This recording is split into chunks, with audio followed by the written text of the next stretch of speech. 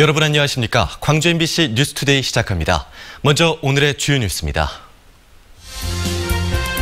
유류세 인하폭이 축소되자마자 광주 지역 주유소 기름값이 일제히 올랐습니다. 소주값과 삼겹살값 등 서민 물가도 줄줄이 오르고 있습니다.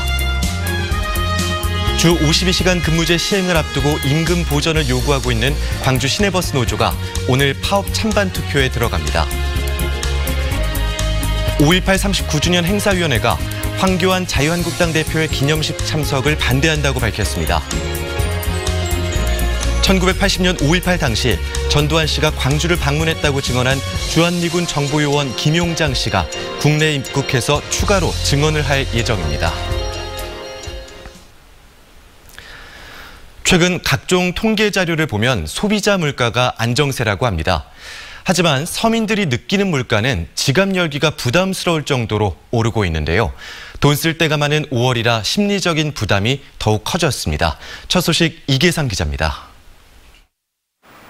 물가 인상을 가장 실감케 하는 곳이 주유소입니다. 불과 하루 사이에 이 주유소의 휘발유 판매가는 리터당 60원이 올랐습니다. 유류세 인하폭이 축소된 첫날 곧바로 판매가에 반영돼 휘발유값이 1,500원대 중반으로 뛰었습니다. 운전자들은 조금이라도 싼 곳을 찾아다녔지만 광주 지역 주유소들이 일제히 휘발유와 경유 판매가를 올렸습니다. 여기가 좀 제일 싸서 여기를 계속 많이 다니는 편인데 여기도 비싸네요, 상당히. 서민의 술인 소주와 맥주값 역시 올랐습니다. 주류 회사의 출고 가격은 불과 5에서 7%가량 소폭 인상됐지만 음식점 판매가는 한 병당 5,000원으로 오를 가능성이 커졌습니다.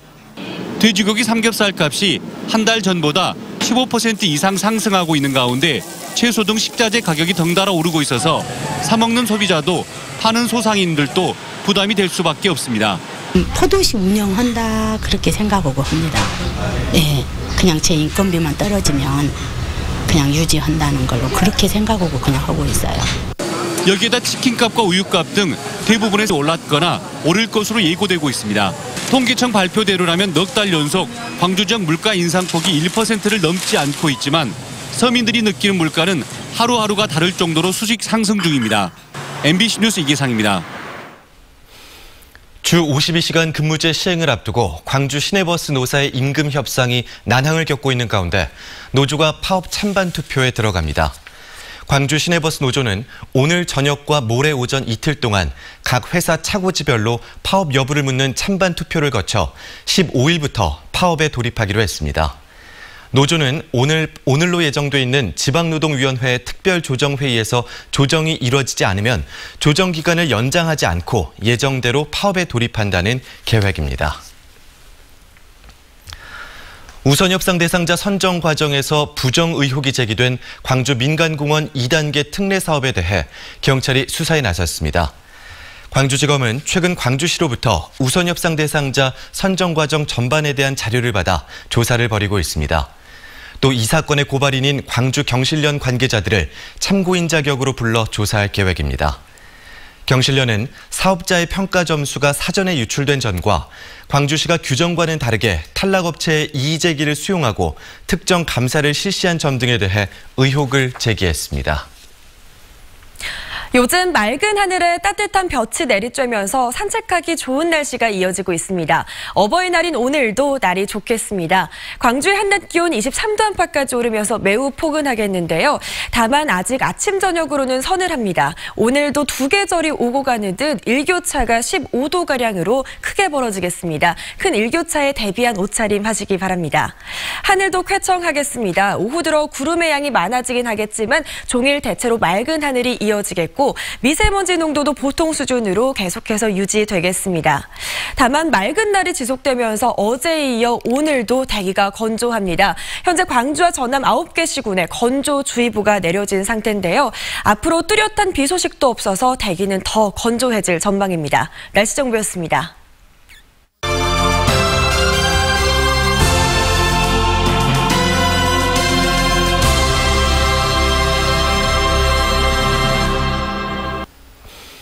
전두환 정권이 5.18 민주화운동을 김대중 내란 음모 사건으로 몰아 해외로 보냈던 영상을 확보해서 공개해드렸었죠. 당시 이 영상의 제작 지시서를 추가로 확보해서 분석을 해보니 누가 어떤 의도로 이 영상을 제작했는지 좀 더 분명해 보입니다. 김인정 기자입니다. 당시 문화공보부 산하 국립영화제작소의 영화 광주사태 제작 지시서입니다. 열흘 안에 영화를 만들라는 영화 제작 지시가 내려온 건 5.18이 얼마 지나지 않은 1980년 7월 18일. 영상의 목적은 5.18 전말에 대한 해외 동포 및 외국인들의 이해 촉구로 해외 홍보용이라고 명시돼 있습니다. 해당 영상이 해외 홍보용으로 제작된 것으로 봐서 그 당시 해외 공보관을 통해 배포될 가능성은 있으나 현재 저희 쪽에서 관련된 문서나 기록물이 남아있지 않아서 정확한 활용 경위는 파악할 수 없는 상황입니다. 내용을 보면 11.6 사건부터 계엄 확대, 이른바 광주 사태 전말, 끝으론 활기찬 광주를 보여주라고 지시합니다. 광주 진압을 정당화하려는 시나리오인 겁니다. 영문 시나리오에는 실탄 없이 질서 회복을 하려 했다고 거듭 강조해둔 흔적이 보입니다. 무장한 폭도들 때문에 시민들이 공포에 떨었다고 강하게 왜곡하려다 공포로 인해 시민들이 냉담해졌다고 고친 흔적 등도 생생히 남아 있습니다. 배우를 쓴 듯 5명에 대해 출연료가 책정돼 있는 부분도 주목할 만합니다. 이 콘티와 시나리오를 해당 영상과 대조해봤습니다. 콘티에는 있는 계엄군 철수와 계엄군 최후 진압 장면 등이 영상에는 없습니다. 전체 10분 길이의 제작물에서 영상은 사라지고 음성만 남은 3분 분량이 바로 계엄군 등장 장면일 가능성이 큽니다. 계엄군이 뭔가 시민들에게 했던 어떤 부적절할 수 있는 계엄군 입장에서 논란이 될 수 있는 영상들일 가능성이 매우 높다. 영상이 제작된 뒤 삭제됐다면 누가 어떤 의도로 그랬는지, 또 당시 계엄군의 진입 상황을 담은 정부의 영상 기록이 더 남아있는지 면밀한 조사가 필요해 보입니다. MBC 뉴스 김인정입니다. 5.18 39주년 행사위원회가 자유한국당 황교안 대표의 기념식 참석을 반대한다고 밝혔습니다. 사실상 오지 말라는 경고로 보이는데 황 대표는 물론 극우 보수단체까지 광주에 오겠다고 예고하고 있어 물리적 충돌마저 우려되고 있습니다. 보도에 송정근 기자입니다. 지난주 광주에서 문재인 정부 규탄 집회를 열려다 봉변을 당했던 자유한국당 황교안 대표와 지도부가 5.18 39주년 기념식 참석을 공식화했습니다. 5.18 유공자를 괴물 집단으로 표현한 의원들에게 면죄부를 주고 5.18 진상조사위 출범을 노골적으로 지연시키고 있는 사람들입니다. 5.18 39주년 행사위원회는 이들의 5.18 기념식 참석을 반대한다고 밝혔습니다. 황교안 자유한국당 대표가 전야제든 기념식이든 오는 문제에 대해서는 단호하게 반대한다.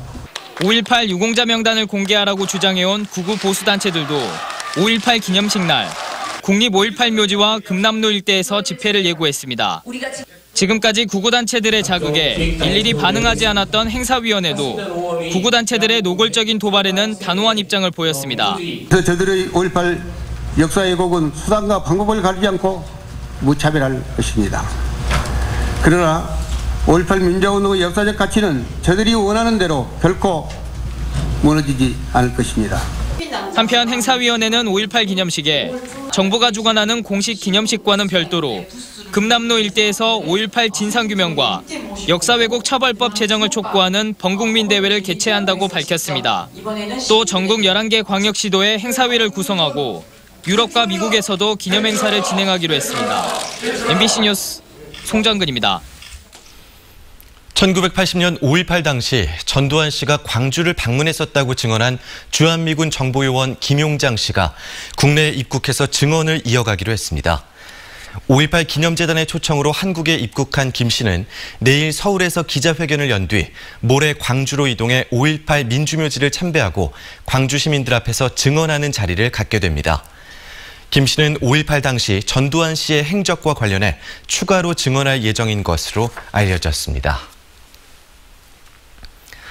문재인 대통령이 독일 일간지에 기고한 글에서 광주는 한국 민주화 과정의 자부심이라고 소개했습니다. 문 대통령은 프랑크푸르터 알게마인의 자이퉁에 기고한 글에서 1980년 광주에서는 평범한 시민들이 국가 폭력에 맞서면서도 엄청난 자제력으로 질서를 유지했다고 소개하고 이 정신이 촛불혁명으로 이어졌다고 밝혔습니다. 또 민주화의 성지인 광주가 광주형 일자리를 통해 사회적 대타협의 모범을 만들고 있고 이는 혁신적 포용국가로 가는 중요한 전환점이 될 것이라고 밝혔습니다.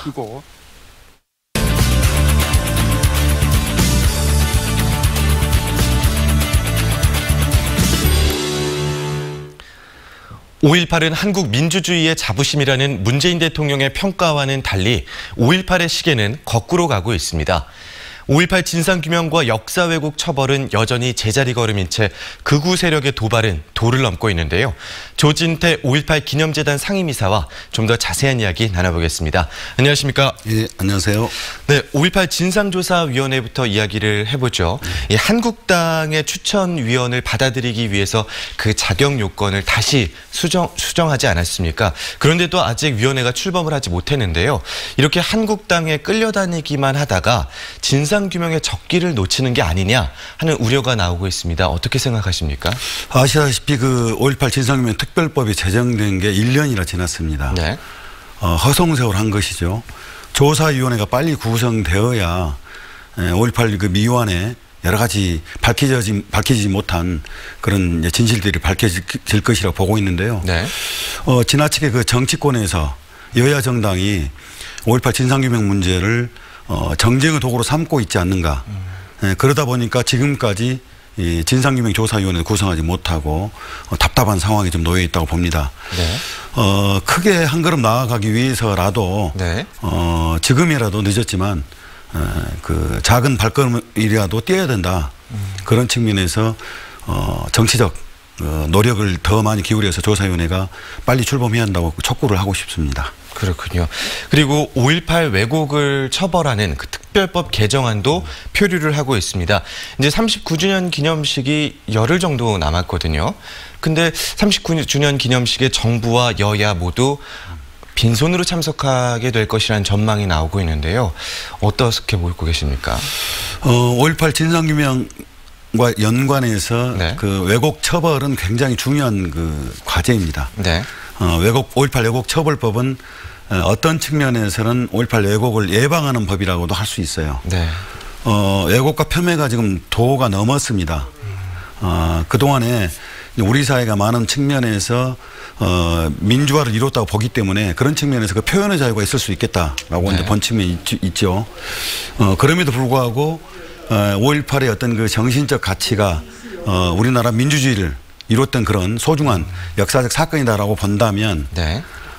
역사적 사건을 통해서 민주주의를 더 앞당기고 성장시키는데 이 에너지를 써야 되거든요. 네. 그런데 5.18을 계속 왜곡과 폄훼하면서 그 정쟁의 도구로 삼는 사람들 때문에 네. 자꾸 그 우리나라 역사를 뒤로 퇴보시키고자 하는 그런 갈등이 좀 일어나고 있는 거예요. 네. 국민적 갈등.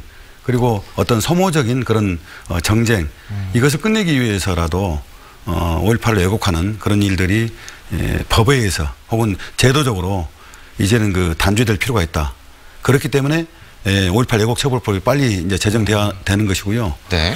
문재인 대통령이 이제 말씀하셨다시피 5월 18일 이전에 진상규명조사위원회 더불어서 왜곡 처벌법이 제정되어 가지고 우리 대한민국 민주주의가 한 단계 더 나아갈 수 있는 그런 제도적 기반을 갖췄으면 좋겠다. 그런 말씀을 드리고 싶습니다. 네, 그렇군요. 그리고 또 일부 극우 보수단체가 5월 18일에 금남로와 5.18 민주묘지에서 집회를 하겠다고 신고를 하기도 했습니다. 기념재단 차원에서 어떤 대응 방안을 갖고 계신 게 있습니까? 광주 시민들은 참 그 희한하다고 생각을 하실 거예요. 또 기가 막히다고 생각을 하실 것 같습니다. 민주화의 성지라는 광주에서 그렇죠. 5.18을 능멸하고 5.18을 폄훼하는 그런 이제 극우 단체가 네. 금남로에서 집회를 한다는 데 대해서 참으로 그 황당하다고 생각을 할 텐데요. 그렇죠. 네. 이분들이 지금 누리는 사실 표현의 자유 혹은 집회의 자유가 5.18을 통해서 이룬 거거든요. 맞습니다. 그렇죠. 그런데 네. 그 사람들이 바로 또 5.18의 지닌 그 민주주의 가치를 또 훼손하고 있는 겁니다. 있죠. 이런 역설이 일어나고 있는 건데요. 네. 그럼에도 불구하고 저는 이렇게 생각합니다. 우리나라 민주주의가 네. 한 단계 더 성장하기 위해서는 네. 더 큰 민주주의로 이것을 바꿔나가야 된다. 네. 그렇기 때문에 그 사람들이 광주에서 집회하는 거 네. 막을 이유가 없다 봅니다. 물리적 충돌을 우리가 일으킬 필요가 없는 거지요. 네. 광주 시민들이 그날만큼은 수십만 명이 광주로 금남로로 나와가지고 그런 문화적인 힘, 네. 그리고 시민들의 어떤 그 당시 위대한 그런 평범한 시민들이 이룬 그런 희생 정신을 가지고 그 사람들을 압도해 버렸으면 좋겠어요. 네. 물리적 충돌보다는 일테면 민주주의는 토론과 네. 정치적 그 어떤 자유가 보장돼야 되잖아요. 네. 예, 그래서 그런 시민들의 많은 어떤 그 문화적 힘으로 그 사람들이 부끄러움을 느끼도록 만드는 것이 방식이지 않겠나 이렇게 생각합니다. 네, 그리고 이번 39주기 5.18 기념식은 역대 또 최대 규모로 전국화를 목표로 하고 있다는 보도가 있었습니다. 이 전국화라는 게 어떤 걸 말하는 건지 구체적으로 좀 설명해 주실까요? 5.18 전국화는 사실 5.18의 역사를 그 끔찍한 참상을 우선 잊지 말자, 기억하자는 데 있고요. 네. 그리고 전두환 일당의 그런 학살과 만행에 맞서서 평범한 광주 시민들이 희생했던 그런 희생 정신을 계승하자는 데 있거든요. 네. 그게 이제 말하자면 기억과 계승입니다. 5.18의 전국화는 이제 그런 측면에서 다양한 이제 방식을 우리가 만들어갈 수 있겠죠. 네. 전국에 있는 광역 지자체에서 5월 18일만큼은 좀 기념식을 열도록 하고요. 그리고 5월 18일만큼은 5.18에 대해서 기억하고 때로는 공부하도록 했으면 좋겠다라고 하는 것이 이제 전국화의 진정한 취지이지 않겠나 네. 이렇게 생각을 합니다. 네, 그리고 전 세계적으로도 해외 독일과 미국에서도 행사를 준비하고 있다고 들었는데 잘 이루어졌으면 좋겠습니다. 네. 그리고 정부의 진상규명조사위원회가 빨리 출범되는 것이 가장 우선이겠지만 재단 차원에서도 또 진상조사하고 있는 것이 있죠. 예, 그렇습니다. 재단이 고백과 증언센터라고 하는 것을 설치를 해서요. 네. 당시 광주에 투입됐던 군인들의 그 고백 그리고 제보, 증언들을 계속 좀 수집하고 있습니다. 한편으로는 전문가들로 진상규명 자문위원회를 구성해서요. 네. 5.18 진상규명 특별법에 명시되어 있는 미완의 과제를 일테면 기록물을 통해서 검증하고 그리고 또 풀어야 될 그런 과제가 뭔지에 대해서 집중적으로 토론도 하고 그걸 정리해 나가는 그런 역할을 하고 있습니다. 네, 알겠습니다. 오늘 5.18 기념재단 조진태 상임이사와 함께 이야기 나눴습니다. 고맙습니다. 네, 감사합니다.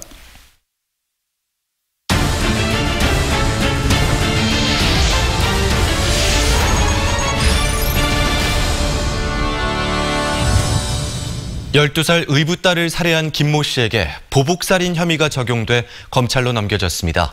김 씨는 검찰로 송치되면서 숨진 딸에게 미안하다는 말을 남겼습니다. 우종훈 기자입니다. 의붓 딸을 살해하고 시신을 저수지에 버린 혐의를 받고 있는 31살 김모 씨가 구치소로 가기 위해 경찰서를 나섭니다. 혐의를 인정하냐는 기자들의 질문에 고개를 끄덕이더니 잠시 뒤 미안하다는 말을 내뱉습니다. 혹시 딸에게 미안한 마음 없습니까? 죄송합니다. 딸에게 한 말씀만 해주세요. 미안하다. 정말 미안하고 죄송합니다. 경찰은 김 씨의 혐의를 살인에서 보복살인으로 변경했습니다. 의붓 딸이 성범죄로 자신을 신고한 것에 앙심을 품고 범행을 저질렀다고 김 씨가 자백했기 때문입니다. 특가법상 보복살인죄는 10년 이상의 징역에 처하도록 돼 있어 최하 5년 이상인 살인죄보다 형량이 2배 무겁습니다. 경찰은 살인사건의 발단이 되기도 했던 김 씨의 성범죄 혐의에 대해서도 별도로 수사를 진행해 검찰의 기소 의견으로 송치했습니다. 구속을 면한 친어머니 유 씨에 대한 경찰 수사도 속도를 내고 있습니다. 경찰은 유 씨가 살해 현장에 있으면서도 남편의 범행을 말리지 않았고 시신을 버리러 간 남편을 신고하지 않은 점 등으로 미뤄 유 씨가 범행에 가담했다고 판단하고 있습니다. 증거 부족 등의 이유로 영장이 기각된 만큼 경찰은 유 씨의 범행 가담을 입증하는 직접 증거를 찾아 구속영장을 다시 신청할 계획입니다. MBC 뉴스 우종훈입니다.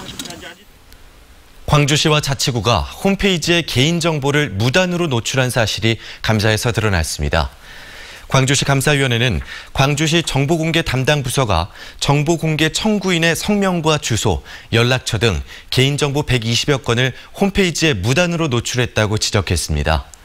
또 광주 동구와 서구, 북구의 민원 처리 담당자도 민원 검토 결과 20여 건을 공개해 민원인의 신분을 노출했다고 지적했습니다. 바른미래당의 김동철 의원이 당이 결합할지 갈라설지는 6월 초까지 결론을 내야 한다고 발언했습니다. 어제 광주에서 기자들과 만난 김 의원은 당 내분에 대해 이번 주나 다음 주 끝장 토론을 해서 판단의 계기로 삼고 결론을 내야 한다며 민주평화당과의 통합에 대한 질문에는 일단 내부 문제 해결이 우선이라고 선을 그었습니다. 한편 김 의원과 박주선, 권은희 의원 등 바른미래당 광주 지역구 의원들은 광주 5.18 국립묘지를 참배하고 5.18 진상규명에 필요한 미국 측의 기밀 자료를 전면 공개해야 한다고 촉구했습니다.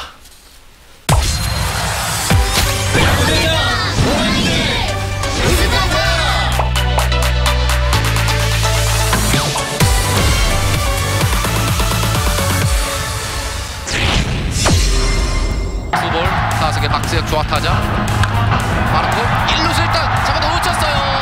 아쉽게도 홈승 가지 못합니다. 이게 정확히 잡았다면 홈승이 되는 상황이잖아요. 나가고 1, 2간 빠집니다. 우측에 안타 3루자 10개 2루 주자도 하지만 3루에서 멈추습니다.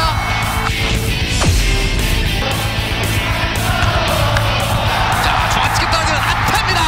자 3루 주자 2루 주자 3루 통과해서 막차로로 홈을 향합니다. 김선빈의 적시타로 기어 타이거스가 드디어 영행기를 멈춥니다. 뛰었고요. 하지만 볼넷입니다. 맞춰서 한번빵 빠져나갑니다.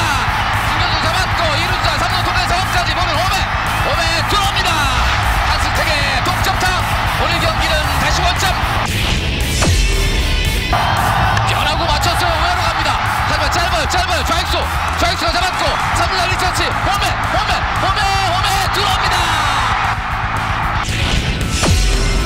수비는 어떻게 바뀔까요? 번트 됐어요. 번트 됐어요. 잘 됐어요. 1루에서 나오십니다. 박철호 번트 작전 성공. 아웃에 말루 6구. 자 볼 튀겨 나갔어요. 또 지금 밀어내기 때문에 결국에는 밀어내기로 맞춰내는데 빠져나갑니다. 자 순간도 잡았고 3루 통과해서 주자로 홈에 들어옵니다. 홈에서 경기 끝납니다. 박영민 선수의 끝내기 안타. 결국은 주장 비어스가 그야말로 오늘 경기를 끝냅니다.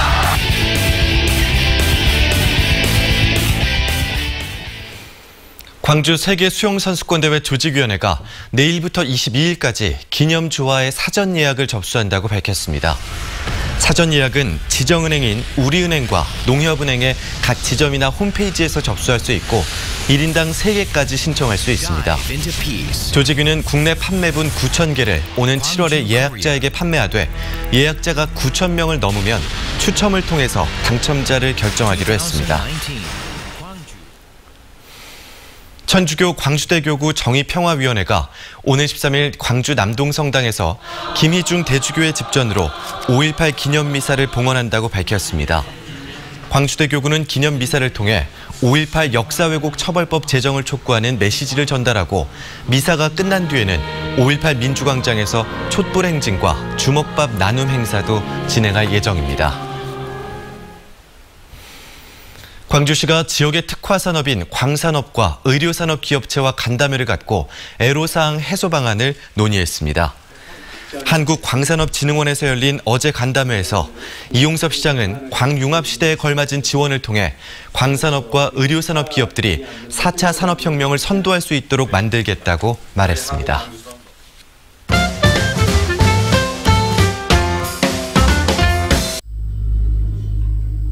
혹시 사진 속에 보이는 인물을 보신 적이 있으신가요?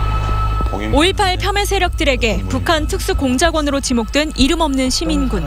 그의 실체를 추적하는 다큐 영화 김군이 5월 23일에 개봉합니다. 영화에서는 사진 속 시민군을 통해 불의에 저항했던 민중들을 조명하고 5.18의 진실을 추적하는데요.